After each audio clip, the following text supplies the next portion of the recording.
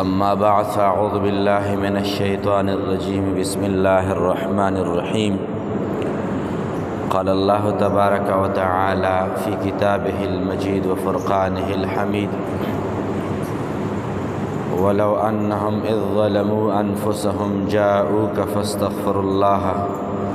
واستغفر لهم الرسول لوجدوا الله توابا رحيما صدق الله العظيم وصدق رسوله النبي الكريم الأمين إن الله وملائكته يصلون على النبي يا أيها الذين آمنوا صلوا عليه وسلموا تسليما اللهم صل على سيدنا ونبينا وكريمنا وحبيبنا ومحبوبنا ومأوانا وملجانا محمد وبارك وسلم عليه الصلاة والسلام عليك يا سيدي يا رسول الله الصلاة والسلام عليك يا سيدي يا حبيب الله الصلاة والسلام عليك يا سيدي يا إمام المتقين وعلى آلك وأصحابك يا سيدي يا مرشدي يا محبوبي ويا محبوب رب العالمين رب العزال خالق کائنات رب ذوالجلال په دغه بابرکت میاشتې په اختتام کې او د یو مبارک میاشتې په دغه آغاز کې زموږ د حاضری د لیدل اوریدل ویل په خپل عظیم بارگاه کې قبول مقبول او منظور فرمای او رب العزال خالق کائنات رب ذوالجلال د دغه مبارک ورځ فیوزات او برکات او تجلیات سره دغه مبارک میاشتې په دواړه جهان کې زمونږه نصیب فرمایي. په تیره جمعه باندې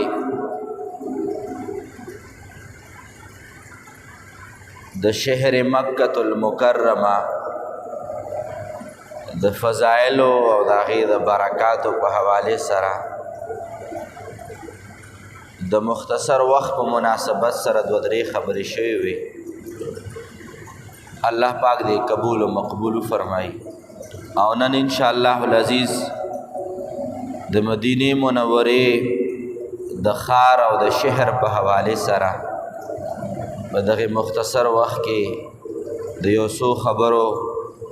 د ویلو او د اورېدو نه مستفید کېدو کوشش کوو. الله کریم خالق کائنات زموږ ستاسو د دواړو جهانو عزتونه خوشحاله او برکتونه نصیب فرمایي. اصل کې لکه څنګه مونږه په تیره جمعه باندې گزارش کړی چې د دنیا په ګوټ ګوټ باندې که انسان وګرځي او د سکون نه ډک د ښکلا او د عزت نه ډک د رحمتونو او د برکتونو نه ډک ځای تلاش څوک کوي نو یا به ورته مکه معظمه او یا به ورته مدینه منوره په نظر باندې راځي.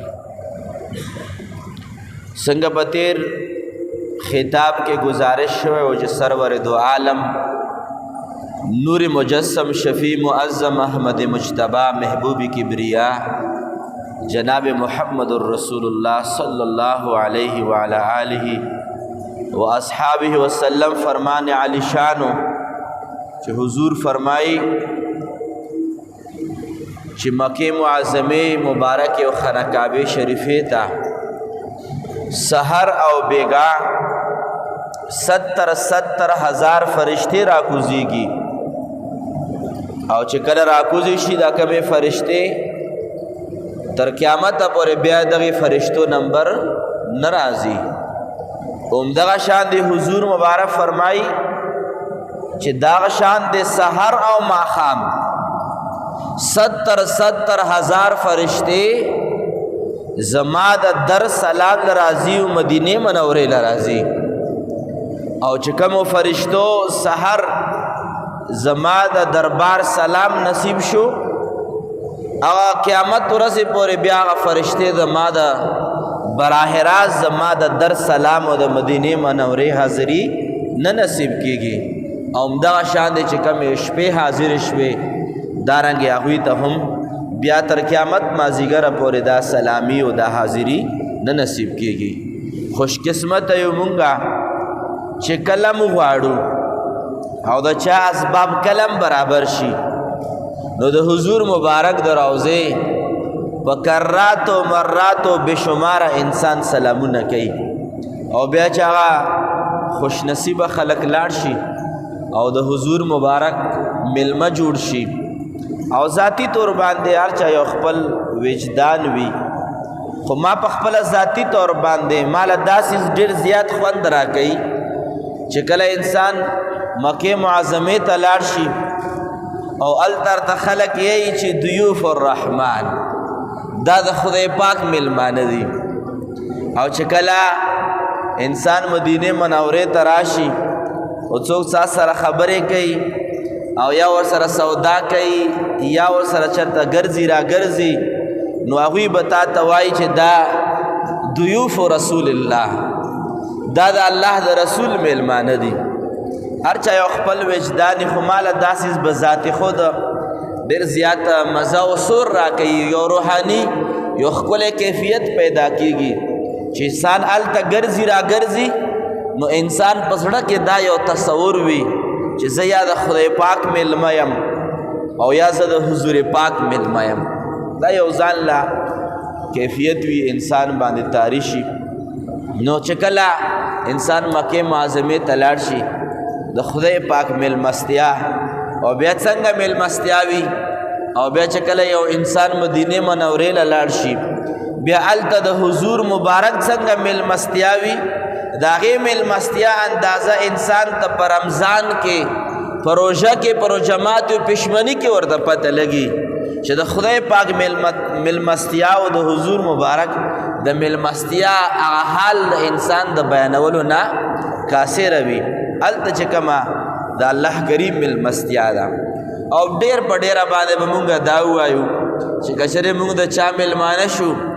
خو د چایو ټیم کې به راله څوک چای راوړي د روټۍ په ټیم کې براله به څوک چکن پوخ کې روټۍ غوښه چاولې به پخېږي درستخان به راته ډک کي دا مېلمستیا به ډېره مونږ وشي. که چېرې یو انسان تږی وي په غرمه کې څوک 15 منټو د چا مېلمه شي پیپسي او چېرته جوس موس یو شربت به درته مېلمستیا کې وړاندې کي. خو بیا د دغې ټولو مېلمستیاګانو نه اعلی مېلمستیا په هر لحاظ باندې دا د حضور مبارک په دربار کې او د خدای پاک په دربار کې هغه مېلمستیا ملاویږي. خو د دې نه هټ کر چې کومه مېلمستیا د خدای پاک په بارگاه کې او په مکه معظمه کې د خدای پاک مېلمستیا او په مدینه منوره کې د حضور مبارک مېلمستیا کې خوراکي او مشروبات او داسې څیزونه خو پرېږده په مکه معظمه کې خدای پاک ملاویږي په مدینه منوره کې حضور پاک ملاویږي. دومره لویه مېلمستیا بیا هلته وي چې هغه مېلمستیا کې خدای پاک انسان لا خپل رضا ور نصیب کوي. په مېلمستیا کې حضور مبارک ولا خپل رضا ور نصیب کوي. په مېلمستیا کې حضور مبارک ولا خپل دیدار ور نصیب کوي. په مېلمستیا کې او د هغې مېلمستیا چې کوم انسان څومره زموږ ستاسو غوندې بیکاره کسان او حد درجې بېخونده کسان چې موږ ستاسو ټول په بیا په هغه ټول ټایم په اخیستو په خرڅېدو کې تیر کړو چې چاله به څه وړم لانکي له به دا وړم او ډینګلي له به دا وړم اولنۍ ورځې نه واخله تر اخره ورځې پورې په دې کې زموږ ستاسو تېره شي. یو خو زموږ ستاسو هغه مېلمستیا مونږ نشو کوټ کولی مونږ نشو محسوس کولی چې د رب مېلمستیا او د حضور مبارک مېلمستیا هلته څنګه وي هغه مونږ تاسو محسوس کولی نشو. هغې وجه دا ده چې ما او تا هغې ډېرې مېلمستیا تصور باندې تلیم نه یو او چې حقیقت د هغې خلکو چې کم د حقیقت خاوندان دي د بصیرت خاوندان دي کم خلک د روحانیت خاوندان دي هغوی ته بیا دا پته لګي چې د رب په کور کې څه مېلمستیا وي. الله اکبر. او د حضور مبارک په بارگاه کې انسان ته څه مېلمستیا ملاویږي. بیا هغه د اهل حقیقت او د حقیقت او د روحانیت خاوندانو د هغوی ته بیا دا پته لګي هغه بیا په بازار کې د شیانو په مستۍ باندې نه وي مست هغه د خدای پاک په کور کې په طوافونو په سجدو د خدای پاک په یاد باندې مست وي د حضور مبارک د گنبد خضرا شریف په لیدو باندې د حضور مبارک په جالو مبارک مخې ته چې ځان ملامته ګڼي او دوی روان یو دا سر ټیټ کړی وي چې یا رسول الله سلام له حاضر یم خو درکتی نشم سر ټیټ نیولی وي یا رسول الله سلام له حاضر یم او تا حاضر کړی یم خو مخامخ درته کتی نشم زه چرته او د ستاسو د در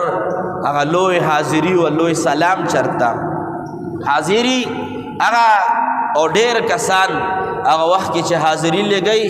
مخ باندې صادرې راواچوي سرونه یې ټیټ نیولي وي صادرې په مخونو باندې پرتې وي او هلته حاضرې چې کم کیفیت دوی ته ملاویږي هغوی وایي چې دا مختورن چرته دا عاصیوس عیسیان نه ډک کس چرته او دومره ګناهګار کس چرته او بیا د حضور مبارک بارگاه کې د حاضري چرته هغوی سترګې ټیټې نیولې وي پښیمانه وي پښیمانه وي هغوی کیفیت څه یو بل ترجمانی ورکوي خو غرض دا چې د هغوی د حاضرۍ بیا یو ځان له کیفیت وي او زموږ ستاسو د حاضرۍ الله اکبر زموږ ستاسو حاضري دا وي چې د حضور مبارک چې کومه د سلام زاوي موږ به په هغه سرونه به هم ټیټ کړي په هغه سوري کې به ورګورو ورته چا به په ویډیو کال باندې کور کې موبایل باندې ویډیو کال باندې بچا مور سره خبر روان وي زه سلام له راغلی وم چا به د کور ودانې سره سلام روان وي چې تم سلام وکړه څوک به په موبایل ویډیو باندې لګیا وي څوک به په تصویرانو سیلفیګانو باندې به لګیا وي او هغه وخت کې انسان یو بل شان د کیفیت جوړ شي چې د روضې مبارکې مخې ته او د جنګلیانو مبارکو مخې ته انسان ودرېږي او دی ځان له سیلفي وباسي دا خبره ایمان نه مني دا خبره عقل سلیم نه مني چې د حضور مبارک په بارگاه کې انسان حاضر شي چې هلته هغه حاضري او انسان یو بل قسمه کیفیت محسوس کوي او ته لاړ شي او هلته بیا سیلفي وباسي چې زه حاضر یم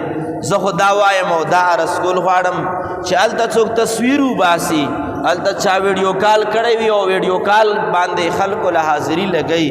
دا کس هلته زما په تصور باندې هغه حاضر کس حاضري ونه لګېدا هغه حاضر انسان غیر حاضر دی ځکه چې هلته کومه د ادب والا برګاه ده هلته چې کم د حد درجې نه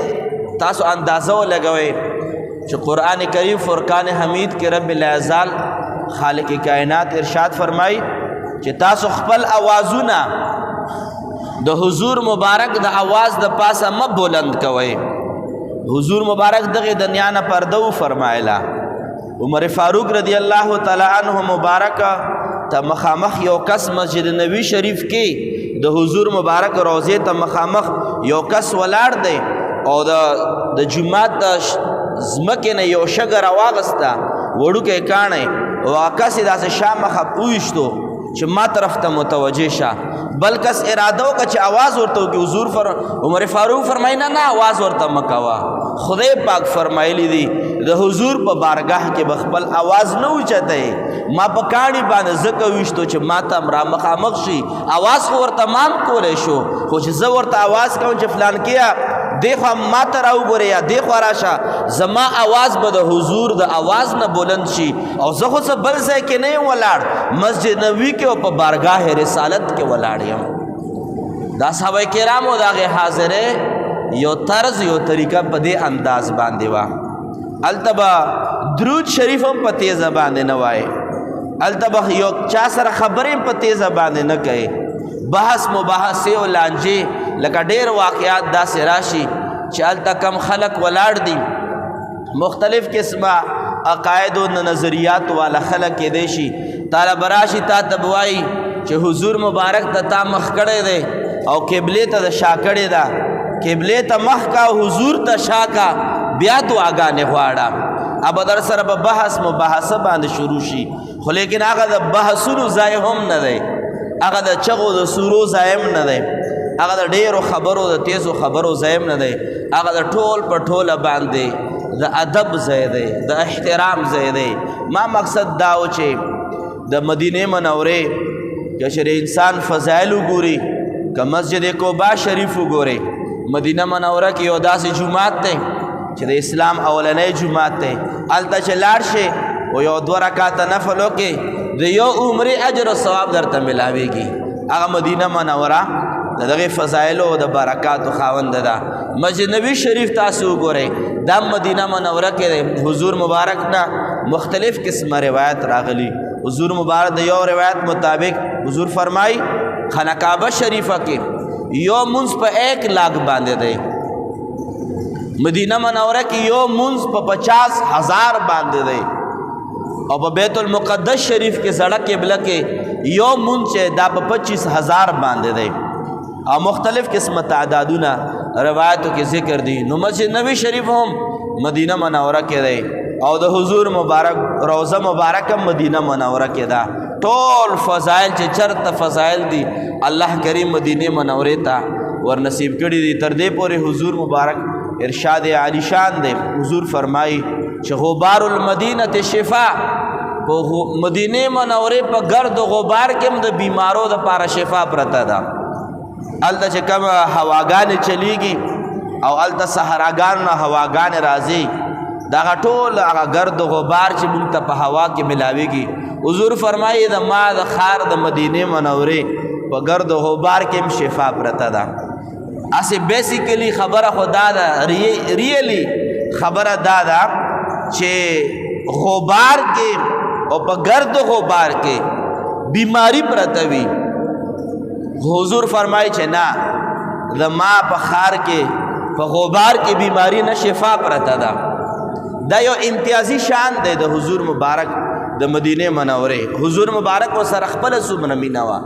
د حضور مبارک به دعا فرمایله، اللهم حبب الینا المدینه کحبنا المکه او اشد. حضور فرمایي یا رب العالمین ما د مدینه منورې سره داسې مینه پیدا کې لکه څنګه مونږ د مکې معظمې سره مینه محبت دی. او خدای پاکه دومره مینه راکې د مدینې منورې والا چې د مکې معظمې د مینې نم زیاته مینه د مدینې منورې را نصیب کړي. ځکه د دغه حدیث په تناظر کې علماء کرامو یو تحقیقي بحث لیکلی دی چې مدینه منوره افضل ده او که مکه معظمه افضل ده. بعض علماء اکثر علماء کرامو دا لیکل کړي دي چې نه مکه معظمه افضل ده د مدینه منورې د ښار نه. او امام مالک رحمت الله علیه خپل مذهب د دغه حدیث مبارک په تناظر کې دا دی چې حضور فرمایلی الله مالا د مکه معظمه په شان دی د مدینه منورې سره مینه را نصیب کې او اشد، او یا الله د مکه معظمه نه زیاته مینه ما د مدینه منورې سره پیدا کې. د زیاتوالی دعا حضور فرمایلی دا. نو امام مالک رحمت الله علیه فرمایي د ما مذهب دا دی چې مکه معظمه ښار دا د مدینه منورې ښار دا د مکه معظمه د ښار نه افضل دی. او ځکه به امام مالک رحمت الله علیه مبارک د مدینه منورې د حدودو نه بهر به چرته وتو هم نه، چې هسې نه چې ماله بل چرته مرګ را نشي. په مدینه منوره کې به مرګ غوښتو. او دا د عمر فاروق رضی الله تعالی عنہ مبارک دعا وه، رب کریم مالا مرګ راکې، د شهادت مرګ راکې، او یا الله مالې په مدینه منوره کې راکې. د دغه آثارو نه هم امام مالک رحمت الله علیه فرمایي چې مدینه منوره افضل ده د مکه معظمه نه. خدا دا امام مالک رضی الله تعالی عنہ او د حضرت عمر فاروق رضی الله تعالی عنہ دغه دعا نه او دغه اثر نه معلومیږي. خو جمهور علما فرمایي چې مکه معظمه ښار دا افضل دی د مدینه منورې ښار نه. خو لیکن یاد ساتئ پاتې شوه یو ښار د مدینه منورې دی او یو د حضور مبارک قبر مبارک دی، د حضور مبارک لحد مبارک دی. یاد ساتئ د حضور مبارک ښار نافضیلت والا مکه معظمه ښار دی، خو د حضور مبارک قبر انور لحد مبارک خاوره چې دا د خانه کعبې نم افضله ده. دا د عرش نم افضل ده او دا د لوح نم افضل ده او دا د قلم نم افضل ده او علماو په دې باندې اجماع نقل کړی ده چې د حضور مبارک د قبر لحد مبارک خاوره دا د خدای پاک د عرش نه او د جنت نم افضل ده یو د حضور مبارک البقعة الشریفه د حضور مبارک لحد مبارک دی یاد ساتئ دا د کل کائناتو کا لوح دے کا قلم دے کا عرش دے کا فرش دے کا جنت دے کا ہر یو سیز د فضیلت والا دے د حضور مبارک د لحد خاورا د خدای پاک د عرش نم افضل ده او په دې باندې د څلورو واړو امامانو د مذهب اتفاق او اجماع ده په دې باندې داس یو قول چا نه دی کړی او که کړی د هغه اجماع نه خلاف دی د حضور مبارک د بقعه شریفه د خاوره مبارکه او هغې وجه څه فرمایي چې د حضور مبارک د لحد ځکه افضل دی د خدای پاک د عرش نم ځکه افضل دی چې دغې لحد سره د حضور مبارک جسد او جسم مبارک لګېدلی دی او تر قیامته پورې به حضور مبارک په دغې لحد مبارک کې ژوندی وي لکه څنګه زمونږ ایمان دی چې ټول پیغمبران او ټول شهدای کرام او دارنګ اولیاء کرام او اصحاب کرام چې الله وغواړي دا ټول په خپلو قبرونو کې ژوندي دي او حضور مبارک متعلق او د کل پیغمبرانو متعلق زمونږ دا عقیده ده چې پیغمبرانو مبارکانو نه څه لږ وخت دپاره روح مبارک دا قبض شو او واپس په حضور مبارک او پیغمبرانو په بدنونو کې روح چې دا واپس کړی شوی دی او دا په قبرونو کې داسې ژوندي دي لکه په دنیا کې ژوندي وو بلکې د دې نه افضل طریقې باندې په قبرونو کې ژوندي دي او سلام جواب ژوندي ورکوي مړي نه ورکوي او حضور مبارک باندې چې کله د دې ځای نه سلام ووایې فرشتې درله هغې سلام د تاسو رسوي او حضور مبارک جواب درکوي او بیا چې څوک روضې مبارکې ته مخامخ شي او حضور مبارک باندې سلام ووایې حضور په خپله سلام اوري او حضور مبارک درله واپس جواب درکوي واپس سوالونه جوابونه دا د مړو کار نه وي دا د ژوندو کار دی د مونږه عمده اهل سنت والجماعت عقیده ده چې حضور مبارک سره جمله پیغمبران دا په قبرونو کې ژوندي دي او بعض څیزونه دا د عقل نه اوچت وي د دې د وجې نه په هغې کې عقلي طور باندې څه نه څه اشکالات ذهن ته راتلی شي خو لیکن عقیدوي طور باندې اسلامي طور باندې کل پیغمبران سره د حضور مبارک چې دا ژوندی دی او چا ښکلې خبره کړې ده چې که څوک پیغمبران په قبرونو کې مړه ګڼي د هغوی عقیده مړه ده او څوک چې پیغمبران په قبرونو کې ژوندي ګڼي د هغوی عقیده هم ژوندی ده والحمدلله ثم الحمدلله دا خو یو ډېره بل شان دی خبره ده چې یو انسان د حضور مبارک متعلق دا وایي چا په قبر کې العیاذ بالله مړ پروت ته یاد ساتئ دا عقیدې تصور هم نشي راتلی حضور مبارک په خپلو قبرونو کې ژوندی دی او چا څه ښکلي ویلي دي چې ژوندی دی خو صرف دومره ده چې د موږ نظرونو نه پټ دی د ما او د ستا نظر نه پټ کېدل دا د هغوی د مرګ دلیل نه دی که چېرې دا د مرګ دلیل شي فرشتې مونږ تاسو سره شته که نشته هر څوک وایي چې شته خو څوک شته تر داسې کس چې وایي چې ما سره چې کومې دوه فرشتې دي ما لیدلي دي چا هم نه دي لیدلي خو دا نه لیدل دا د فرشتو د وجود دلیل نه دی عدم وجود دلیل نه دی چې فرشتې نشته ځکه چې زه نه وینم نه تی نه وینې فرشتې خو شته دی دارنګې ته نه وینې چې پیغمبران په قبرونو کې ژوندي دي او که نه دي ژوندي بلکې دا د موږ ستاسو د نظر کمزوري ده ها چې چاله نظر ورکړی شوی دی او چاله د سماعت قوت ورکړی شوی دی امام اعظم د موږ ستاسو امام اعظم ابو حنیفه رضی الله تعالی عنه مبارک ارشاد فرمایي چې ما کله د حضور مبارک په دربار کې سلام وړاندې کو چې السلام علیکا یا امام الانبیاء والمرسلین اے د پیغمبرانو سردار تاسو باندې سلام وي د قبر مبارک نه امام اعظم رحمت الله علیه مبارک له جواب راغی چې وعلیک السلام یا امام المسلمین اے د مسلمانانو امام په تا باندې د سلام وي چې څوک د دغې مرتبو خاوندان وي هغوی دپاره دا خبره بعیده نه ده امام جلال الدین سیوطي علیه رحمه په خپله باندې لیکي او دارنګې د شانور شاه کشمیری علیه رحمه په دې باره کې لیکل فرمایلی دي چې حضور شیخ الاسلام والمسلمین امام جلال الدین سیوطی علیه رحمه په خپل ژوند کې 75 مرتبه په ویښه باندې د حضور مبارک دیدار فرمایلی دی. دا خو هغه خلک دي چې هغوی حقایق لیدلی دي او دارنګې د نزاکتونو د دایرو نه تیر شوي دي. هغوی خلکو ته بیا دا مسله څه ګرانه نه وي، ګرانه مونږ ته ده، خو لیکن دا ایمان زمونږ دی چې حضور مبارک په قبر انور کې ژوندی دی. خبره بل طرف ته ځي خو مقصد زما دا و چې حضور مبارک له چې رب ذوالجلال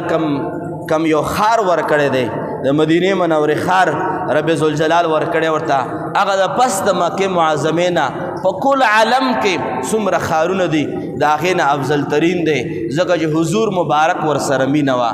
حضور مبارک خو د هغې غره سره مینه وه چې کم غر مدینه منوره کې دی. حضور فرمایي چې دا مخامخ غر دا جبل احد دی، دی د ما سره مینه کوي، زه د ده سره مینه کومه. هغې غرونو سره حضور مبارک مینه فرمایلی ده. حضور مبارک د غون خار د مدینې منورې سره مینه فرمایلی ده او دا واضحه ده او دا اظهر من الشمس ده چې د خپل محبوب چې د څه شي سره مینه ساتي، محب او عاشق بم د هغې سره مینه ساتي. حضور مبارک د مدینې منورې سره مینه ساتلې ده. الحمدلله د حضور محبت کوونکي به د مدینې منورې مبارک سره مینه محبت به ساتي. او زه ډېر په یو قسم افسوس سره دا ویل غواړم چې داسې خبرې هم داسې بعضې اوقات کېږي. چا ما ته خبره کوله چې کله مونږ مدینې منورې کې ټیم پوره شو مکې معظمې له واپس تلو، نو چې یو کس ته په منډه منډه باندې راغی او چې راته وایي چې بس تیاری کوئ، شکر دی مونږ مدینه منوره کې ټیم پوره شو چې مکې معظمې ته لاړ شو. لکه په دې جهت باندې نه ویل چې مونږ مکې معظمې ته روانېږو، په دې جهت باندې ویل چې بس د مدینې منورې نه چې بس لاړ شو. یاد ساتئ چې کومو خلکو کتابونه لیکلي دي، چې کومو خلکو صرف دا الفاظ ویلي دي چې یو کس و تېره شوې زمانه کې هغه ماسته خوړل، ماسته خوړل، هغه ماسته به لږ تروش شان دي چې کله یې وخوړل وی چې یاره مدینې منورې دا ماسته ډېر زیات تروش دي، د خوړلو نه دي. حضور مبارک ولا خوب کې راغی ورته وی فرمایل چې د ما خار مستو د ته تروش وایې نو که د ما خار ماسته په تا باندې ښه نه لګي بیا د مدینې منورې نه بهر وځه. یا ساتئ داسې الفاظ مسلمانان وایي. او په دې رمضان کې دا خبره یو کس کوله چې شکر دی مدینې منورې ورځ هم پوره شوې مکې معظمې ته به لاړ شو. العیاذ بالله ثم العیاذ بالله. د مدینې منورې دا د محبتونو مرکز دی. خدای پاک دوه لوی لوی صفتونه دي، یو د خدای پاک جلال دی، یو د خدای پاک جمال دی. که د خدای پاک جلال څوک کتل غواړي، د خدای پاک جلال انسان لا مکه معظمه کې په نظر باندې راځي، او د خدای پاک جمال او محبت که څوک لیدل غواړي، د خدای پاک جمال په مدینه منوره کې په نظر باندې راځي. دا د انسان خپل وجدان وي چې انسان محسوس کولی شي. نو غرض دا چې حضور مبارک د مدینې منورې د خار سره خپله مینه ساتلې ده او حضور دعا فرمایلی ده رب کریمه ماله د مکې معظمې نه هم زیاته مینه د مدینې منورې را نصیب فرمایي. نو چې حضور مبارک د څه سره مینه وي هغه سره به د مسلمان هم مینه وي. او که څوک مسلمان داسې مسلمان وي لکه ما اوریدلی دی، دې خبرې څومره حقیقت دی، بل اوریدونکو ته چې چا ما ته ویلي هغه ته به دې حقیقت معلوم وي. خو ما چې اوریدلی دي ما داسې هم اوریدلی چې یو کسو حج نه راغی او حج کې څه لږې ورځې تېرې کړې، هغه لږه ورځې ادا کړې، حج فرایض یې ادا کړل او واپس کلي ته راغی چې بیا داسې یو د حضور مبارک عاشق بو، مدینې منورې سره محبت کوونکی بو، دارنګ میلاد مناونکی بو. اوله ورغی مبارک کله چې حج د مبارک شه ورته ویل چې حج له تلی وم خو د ستاسو د نبي مدینې له نه وم تلی. هغه له یو قسمه سوره نه ورکوله چې تاسو هسې ځانونه مړه کوئ مدینې منورې پسې. زه حج له تلی یم خو د ستاسو مدینې او د ستاسو د نبي مدینې منورې ښار له نه وم تلی. نو ما صرف هغه له دا جواب ورکو چې په خپل ایمان د ځکه ویریږي چې حج له لاړو او حضور در ته راونه غوښتو دا د هغه ایمان کمزوري ده. څوک دی چې مکې معظمې له به لاړ شي چې رب د راونه غواړي، او څوک دی چې مدینې منورې له به لاړ شي چې محبوب د راونه غواړي. چې چا طوافونه نصیب کېږي دا رب غواړي چې دا طوافونه وکړي، او چې چا د حضور سلامونه نصیب کېږي دا حضور غواړي چې دا امتي زما سلام وکړي. مجال شته چې د الله د کور طواف له لاړ شي او الله ونه غواړي، او مجال شته دا خبره چې څوک د حضور د در سلام نه غواړي نو هغه د حضور د در سلام له لاړ شي. نه، حضور در سلام له هغه انسان تللی شي چې حضور مبارک وغواړي چې دا امتي د ما سلام او د ما دربار ته د حاضر شي. غرض مدا چې یاد ساتي داسې کله ناکله د مسلمانانو نه سنګینې خبرې انسان واوري دا د ایمان ضیاع ده، د ایمان د پاره هلاکت دی. د دې د وجې نه مدینې منورې جمله مدینې منورې چې کم حرم شریف دی هغې ټول ته چې کم فضیلت او کم مقام ملاو دی هغه په ګنټو ګنټو باندې هم چېرته ختمیږي نه، خو صرف دومره د مدینې منورې دپاره دومره فضیلت هم کافي دی چې په هغې کې د دواړو جهانو د سردار مبارک روضه مبارکه موجود ده. د مدینې منورې که یو شرف هم نه وي یو فضیلت هم نه وي دا فضیلت د هر چا نه اعلی دی چې د حضور مبارک قبر انور دا په مدینه منوره کې پروت دی. او بل فضیلت چې څومره صحابه کرام وګورئ نو جنت البقیع شریف کې د هغوی قبرونه د فاطمه الزهرا، د حسن المجتبی، د حضرت سیدنا ابو هریره، د حضرت سیدنا عثمان غنی، خوا په خوا باندې حضرت ابو بکر صدیق، خوا په خوا باندې عمر فاروق رضوان الله علیهم اجمعین، د دغه ټولو مرقدونه د دغه ټولو قبرونه مبارک دا په سرزمین د مدینې منورې باندې موجود دي. د مدینې منورې د شرف دپاره د دوی د مراقدو د دوی د مقابرو دا فضیلت هم د دې دپاره کافي دی. مونږ به هم دا دعایو چې رب ذوالجلال خالق کائنات زموږ ستاسو د حرمینو شریفینو د ادب او د احترام سره بار بار حاضریانې طوافونه او سلامونه زموږ ستاسو نصیب فرمای. و آخر دعوانا ان الحمد لله رب العالمین. زما د چې کوم تقریر ټیم واخو پوره شو، یو اهم مسله ده زه به تاسو وخت ډیر نه اخلم، په معذرت سره دا وخت اخلم، خو چونکې په د نږدې ورځو کې په ډېر ګڼ شمېر تعداد باندې د یو مسلې پوښتنه رانه وشوه نو ما مناسب وګڼله چې تاسو یې واورئ، ریکارډینګ وشي، خلکو ته هم دا پیغام ورسي. دا مسله چې څوک قرباني کوي غټ اختر روان دی انشاءالله، هغه د نوکانو د ویښتو د کټ کېدو مسله ډېره زیاته یو ایشو ترېنه جوړه شوې ده. یا ساتئ دا مسله باندې ځان پوهې کې چې څوک قرباني کوي او چا وس وي د قربانۍ او واجب وي قرباني، که نارینه دي او که زنانه دي، نو د بدن ټول ویښته سره د نوکانو نه کټ کول د دوی دپاره 10 ورځې مستحب دي. یعنې چې کله شپې مثال اعلان وشو چې سبا یکم ذی الحجه ده، که اتوار باندې اعلان وشو که به پیر باندې اعلان وشو، چې کله هم اعلان وشو چې ویلی شي چې سبا یکم ذی الحجه د غټ اختر میاشت ولیدلی شوه، د اعلان نه بعد واخله تر قربانۍ علالولو پورې دا نوکان پرېښودل او د بدن ویښته نه کټ کول او نوکان نه کټ کول دا صرف اور صرف مستحب دي. دا هغه چا دپاره چې څوک قرباني کوي، واجب نه دي او نه فرض دي چې خامخا به ته پرېږدې او که پرېږده نه خو دا نو تا قرباني نه کېږي یا قربانۍ په ثواب کې د کمی راځي. یاد ساتئ دا مسله په دې انداز بیانول غلطه ده، صرف اور صرف مستحب دي او مستحب دې ته وایي چې که ویښته او نوکان د کټ نه کړل او قرباني وشوه وخت نه بعد د کټ کړل نو تا ته ثواب ملاو شو، او که کټ کړل اول نه مثال طور پر ویښته برابر کړ نوکان د کټ کړل د اختر په دغې 10 ورځو کې دننه نه ګناهګار شوې او نه ستا په قربانۍ کې څه فرق راځي. دا مسله اهم ده. اوس پاتې شول هغه کسان چې کم کسان قرباني په واجب نه ده او نه کوي، هغه به نوکانو دا پرېږدي که نه به پرېږدي. حضور مبارک دا چې کم حدیث ما وړاندې کو دا د مسلم شریف او د ترمذي شریف حدیثو. اوس هغه کسانو دپاره چې کم کسان قرباني نه کوي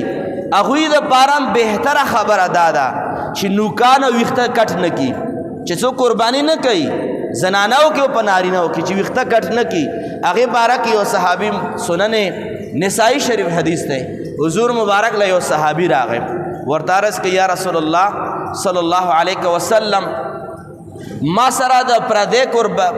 څاروي نه علاوه ما سره بل یو څاروی نشته چې زه قرباني وکړم ما دپاره څه حکم دی دا حلال کړم دا پردی چې چا نه معاریت راوړی حضور ته وفرمایي چې نه نه دا ما حلاله وه چې تا سره خپل نشته قرباني در باندې واجب نه ده خو بیا ورته حضور فرمایل که تا نوکان پرېښودل او تا ویښته پرېښودل او د دوی سره مشابهت وکړو چې دا کم کسان قرباني کوي د ویښتو او د نوکانو د نه کټ کولو د وجې نه به خدای پاک تعالی د قربانۍ اجر درکړي درله نو چې چا قرباني نشته هغه هم پرېږدئ نوکان مه کټ کوئ چې د قربانۍ اجر درته ملاو شي او چې کوم یو کسان قرباني کوي هغه یې هم نه کټ کوي استحباب او که چا کټ کړ په دې کې څه حرج نشته دی او د حساب مطابق ما چې نن کم حساب ولګولو تقریبا 1,41,000 روپے چې چا سره وي सोने او د چاندې قیمتونه اوچتېږي کمیږي 1,40,41 تر 45,000 پورې چې چا سره روپۍ وي نغدې او د ضروریاتو نه او د قرض نه فارغې پیسې وي نو دغو باندې قرباني واجب ده او چې کم کور کې ضروریاتو نه اضافي لوښي دي ټي وي دی بغیر ضرورت د کمپیوټر دی لیپټاپ دی چا سره 2 موبایلونه دي چا سره او نن سبا خو هر چا سره 2-3 موبایلونه او لیپټاپ دا ټول څیزونه ورسره پراته وي نو یاد ساتئ دا به راجمع کولی شي او د دې قیمت چې 1.5 لاکھ کم و بیش ته رسیږي په هغه باندې قرباني واجب ده دارنګې که زنانه دي په زنانه هم قرباني واجب ده او که نارینه دي په هغوی باندې هم قرباني واجب ده او انشاءالله په دې موضوع باندې په روانه جمعه کې تفصیلی بحث کوو خو دا مسله ما ځکه وړاندې کړه چې بله ورځ باندې بیا ذوالحجې میاشت راخیږي نو دې وجې نه صرف نوکان نه کټ کول ویښته نه کټ کول مستحب دي او که چا کټ کړل هیڅ قسمه ګناه پکې نشته امین الحمدلله رب العالمین والصلاة والسلام على اشرف الانبیاء والمرسلین وعلى آله واصحابه وذریاته واهل بیته اجمعین رب کریمه د حرمین شریفین او د قربانۍ ذکر وشو خدای پاک موږ له فیض او برکت او اجرونه را نصیب فرمای د حرمین شریفین او زیارتونه د عمرې او د حجونو په صورت کې موږ ته بار بار قبول شوي نصیب فرمای موږ نه ستاسو نه ډېرو خلکو دعاګانې غوښتې دي خدای پاک د ټولو حاجتونه پوره فرمای یو کس ته هغه دعا غوښتې ده چې خپل ذاتي طور باندې مشکلات دي پریشانیانې دي خپل منځ کې دعا ورته چې خدای پاک ټولې پریشانیانې ختم فرمای مشکلات ختم فرمای اتفاق او اتحاد نصیب فرمای څوک مریضان دي خدای پاک صحت ولا ورکړي څوک قرضداري قرضونو نه اخلاص کړي د چا کم قسمه جایز مرادونه دي خدای پاک د ټولو جایز مرادونه پوره فرمای په دغه شپو ورځو کې خپلو مړو ته دعاګانې کوئ ځکه بختورې ورځې شپې دي خدای موږ ټول مړي وبخي خدای درجات بلند کې بخنې نصیب فرمای قبرونو کې انوار او تجلیات نصیب فرمای او زموږ ستاسو ایمان سره سره کامل صحت نصیب فرمای خدای پاک د موږ خپله بندګي نصیب فرمای د خپل قهر نه د غضب نه د عصیان نه د الله کریم په امن او امان کې وساتل کې جمعات کې ډېر خلک تعاون کوي مهنت کوي کوشش کوي جمعات به دغه چلولو کې ډېرو خلکو تعاون دی خدای پاک د هغوی هم خیر او برکت نصیب فرمای زموږ ستاسو د دواړو جهانو عزتونه خوشحاله او برکتونه په نصیبه باندې فرمای وصلی الله تعالی علی خیر خلقه محمد وآله واصحابه اجمعین برحمتک یا ارحم الراحمین